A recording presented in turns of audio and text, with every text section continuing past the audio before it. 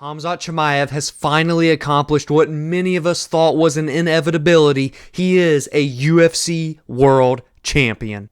And he became the UFC middleweight champion by arguably having one of the most one-sided title fight victories in UFC history because he absolutely dominated Dricus Du Plessis from minute 1 to minute 25. He would earn a 50-44 unanimous decision from all three judges, and to be quite frank, there maybe should have been a few more 10-8 sprinkled in there. Because Khamzat Chimaev would land 12 out of 17 takedown attempts and would rack up 21 minutes and 40 seconds of control time. This was a 25-minute fight, mind you, and he would outland Dricus Du Plessis. I'm not stuttering or speaking falsely when I say this number.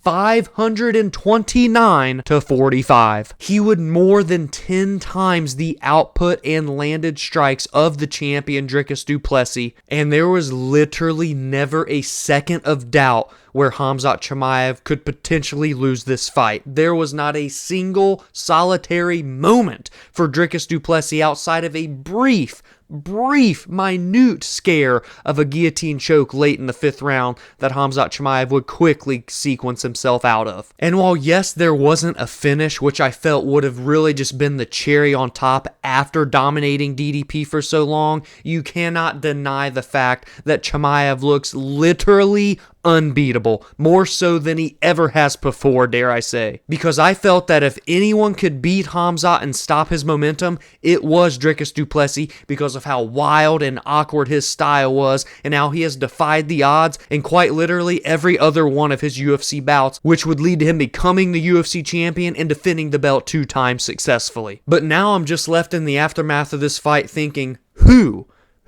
even stands a chance against Khamzat Chimaev from a stylistic perspective? I don't see it. We've got the fight in early September between Nassourdine Imavov and Caio Borralho in the main event of UFC Paris, where a number 1 contender should definitely be determined, but I don't see either one of them being able to stop Chimaev. We have Renier de Ridder, who just beat Robert Whittaker and crashed into the top 5 just a few weeks ago in Abu Dhabi. He's as awkward and as wild as Dricus Du Plessis, but if DDP couldn't have a moment of success against Chimaev, how is Renier? And we've got Anthony Hernandez, who is on an absolutely insane win streak right now, and just brutalized and embarrassed, dare I say, Roman Dolidze in the main event of UFC Vegas 109. And as awesome as that performance was for Anthony, and as an elite level of fighter that he has proved himself to be with his unweathering pressure, pace, his grappling is second to none, his gas tank is probably the best in the middleweight division. Is that even enough to have success against Khamzat? I don't see it. I think it's literally going to take someone catching Chimaev, entering in on a takedown, and knocking him unconscious to beat him.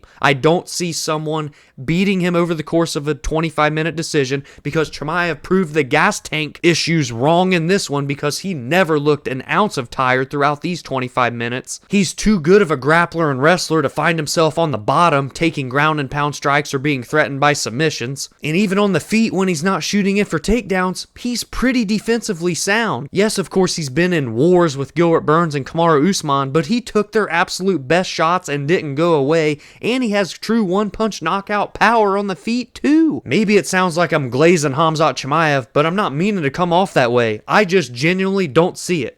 Tell me below in the comments who you think has the best chance to beat Khamzat Chimaev, because I thought it truly was Dricus Du Plessis. If DDP was going to be able to outlast Khamzat in the first 2 rounds, I felt that the tide would turn and he would get a finish late in the fight, and I couldn't have been more wrong. Khamzat Chimaev may be on the path to becoming one of the most dominant fighters that we have ever seen and put together a title run that we haven't seen in years in this middleweight division since Israel Adesanya's first reign. But again, maybe I'm overlooking some of the opponents. I mean, the middleweight division is absolutely on fire right now. I've covered it every single fight all year long and have been for the last nearly 5 years of the podcast history, and I just don't see anyone that can stop Khamzat Chimaev at 185 pounds right now. But if you do, please let me know down below. I am open to the discussion and listening to other people's opinions. That will make for some very good conversation and discussion pieces for the community. And that's really all I've got for the main event, because It was copy-paste. Round 1 through round 5, Khamzat Chimaev